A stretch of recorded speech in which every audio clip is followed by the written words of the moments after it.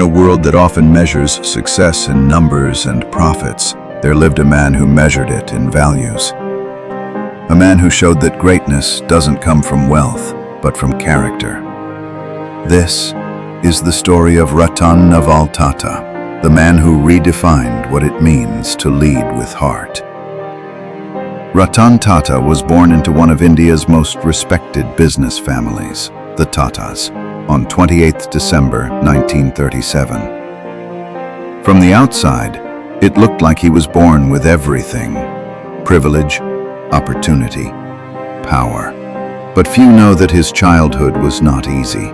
When he was just 10, his parents separated, a rare and painful event in those times.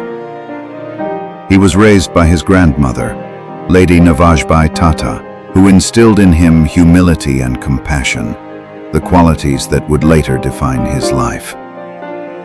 Ratan Tata studied architecture at Cornell University in the US, and later also went to Harvard Business School. But instead of settling abroad like many others, he came back to India to contribute to his country's growth.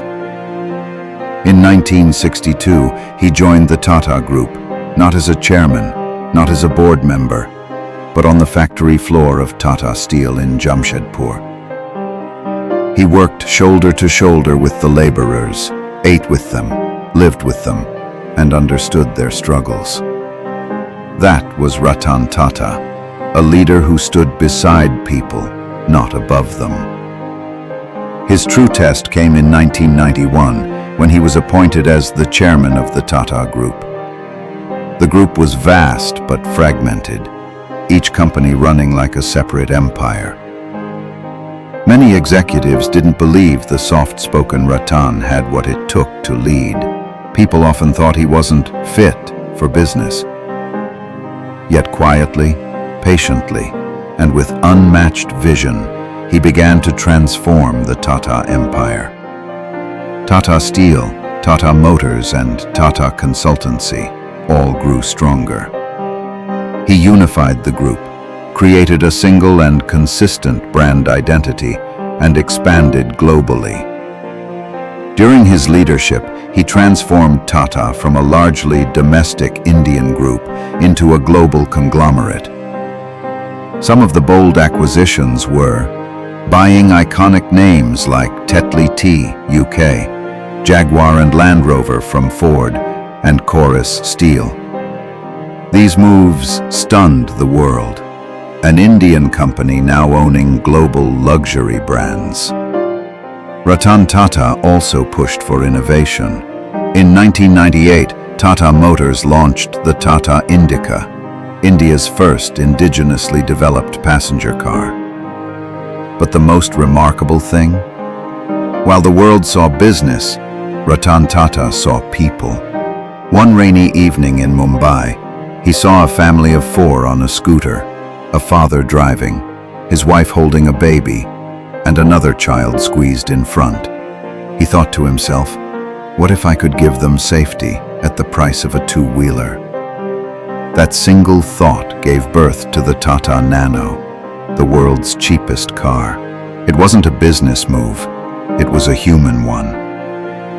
Even though the Nano didn't succeed commercially, it showed the world that Ratan's goal was not just profit, but purpose.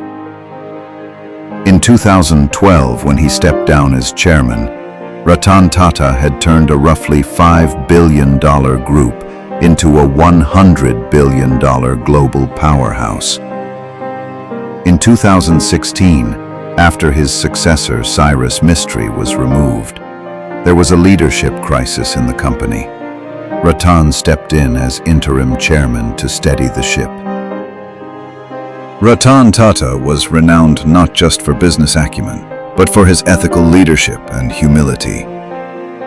One of his most defining moments came during the 26th of November Mumbai attacks, when the iconic Taj Mahal Palace Hotel, part of the Tata Group's portfolio, came under siege. When the world watched the tragedy unfold, Ratan Tata personally visited the families of many employees affected. He didn't send a letter, he went himself. He arranged lifelong compensation for the victims' families, even those who weren't Tata employees but lived near the Taj Hotel.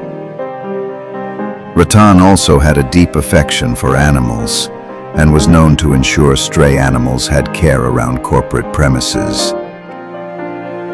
He never married, remained a bachelor. In some public statements, he acknowledged that he had fallen in love in his younger years while working abroad, but fate, timing, and family expectations made it impossible to commit. His grandmother's health drew him back to India. He lived a simple life, no lavish mansion, no entourage, no unnecessary luxury, just quiet dignity. He was also a licensed pilot, a man who loved the skies. At one point, he even flew an F-18 fighter jet on a trial flight. He did not shy away from adventure. In late 2024, Ratan Tata's health deteriorated. He was receiving care at Breach Candy Hospital, Mumbai. On the 9th of October 2024, he left his earthly journey. He passed away at age 86. The country mourned.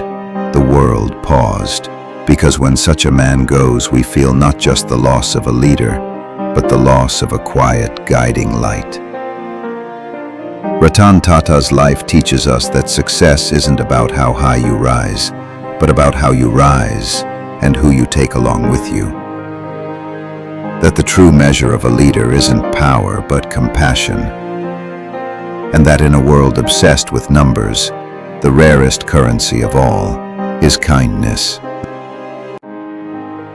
This is Ratan Tata's story, a life that teaches us that being good is the greatest legacy of all.